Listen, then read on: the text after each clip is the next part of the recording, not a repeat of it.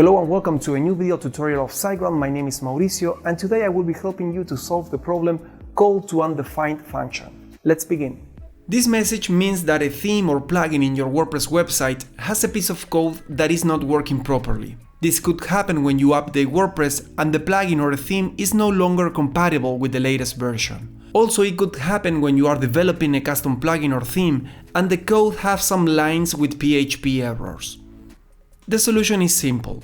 First, we need to check which plugin or theme is causing the problem and then deactivate it. Once it's deactivated, try to fix the problem reinstalling the plugin or theme, or if it's a custom development, check your code to fix the PHP errors. Now I will show you how to follow these steps using your WordPress or SiteGround account. First, we need to check which plugin or theme is causing the problem. To do so, we have to take a look at the error, and at the end of it, we can find an address with the name. This can be a plugin or a theme.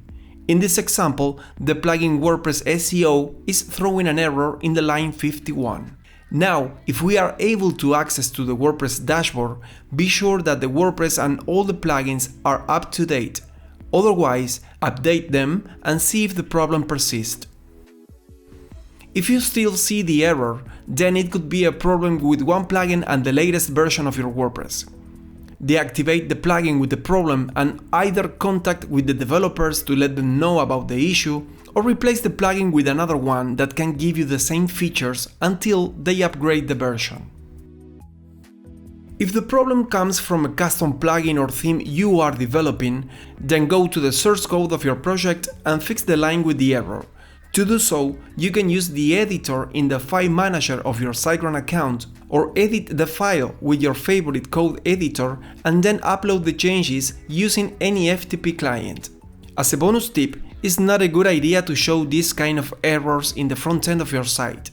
To hide them, go to the editor of your SiteGround account and find the file wp-config.php. In this file, add or modify the constant wp-debug and set it to false.